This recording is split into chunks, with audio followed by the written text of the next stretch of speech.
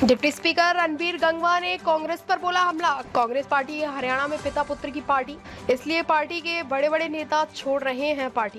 कांग्रेस ने कई अलग अलग गुट, भाजपा को उनसे लड़ने की कोई जरूरत नहीं, वो आपस में ही लड़ रहे हैं। 10 साल तक जो कार्य किए उनके आधार पर मांगेंगे वोट। आने वाले विधानसभा चुनाव में पूर्ण बहुमत के साथ बनेगी हरियाणा में भाजपा की सरकार।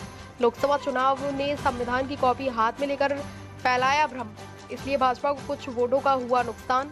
अब दोबारा लोगों को भ्रम में नहीं फंसा सकेंगे कांग्रेसी। हालत के अनुसार हुआ था गठबंधन। भाजपा को हरियाणा में किसी के साथ गठबंधन की कोई जरूरत नहीं है। जो बड़े बड़े नेता साफ तौर पे कहते हैं कि आने वाला टाइम कांग्रेस का है, बीजेपी में कोई भविष्य नहीं है जनता का। कांग्रेस पार्टी केवल और केवल पिता पुत्र की पार्टी बन के रह गई है, इसलिए आज उनके अपने जो बड़े बड़े नेता हैं वो भी पार्टी को छोड़ के जा रहे हैं। और मैं समझता हूं कि इतने अलग अलग गुट बने हुए हैं, भारतीय जनता पार्टी को उनसे लड़ने की जरूरत नहीं है। वो तो एक दूसरे को खुद निपटाने का काम जो है वो करेंगे। हमने जो 10 साल तक जो कार्य किए हैं, लोगों की जो अच्छी अच्छी योजनाएं ला करके और प्रदेश के भलाई के, प्रदेश को आगे ले जाने के लिए जो कार्य किए हैं, उन कार्यों को लेकर के हम लोगों में जाएंगे। हमें पूरा विश्वास है कि आज भारतीय जनता पार्टी के साथ हरियाणा प्रदेश की जनता है और आने वाले अक्टूबर में जो चुनाव होंगे उसके अंदर नायब सैनी जी के नेतृत्व में पूर्ण बहुमत की सरकार बनेगी। जो लोकसभा में जो बीजेपी के साथ जो जनता ने 5 सीटें देने का काम किया था, तो अब वो 5 सीटें गैप के कड़े किस तरीके से बीजेपी क्या पार करवाए उसको?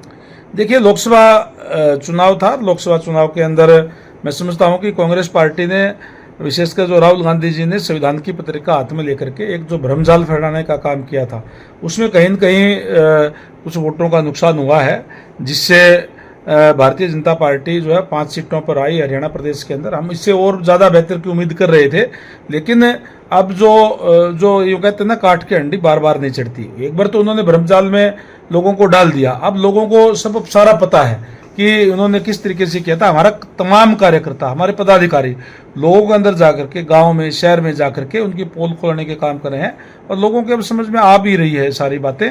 और मैं समझता हूं कि जिस ट्रांसपेरेंसी के हिसाब से हमने जो कार्य किए हैं, आने वाले समय के अंदर पूर्ण बहुमत की सरकार हम बनाएंगे। जी, जिस तरीके से लोग विधानसभा चुनाव में जज पैसा गठबंधन हुआ था, क्या उसे मानता है बीजेपी को भी कहने के नुकसान उसका हुआ था? देखिए, गठबंधन उस समय हालात के हिसाब से जरूरी था, क्योंकि मैंडेट प्रदेश की जनता ने इस तरीके का दिया था कि अकेली भारतीय जनता पार्टी की सरकार बन नहीं पा रही थी।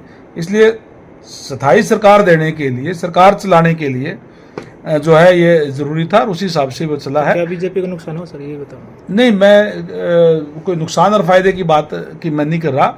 मैं ये कह रहा हूं कि क्योंकि मैंडेट जब प्रदेश की जनता ने इस तरीके का दिया है, उसी तरीके से आपको चलाना पड़ेगा।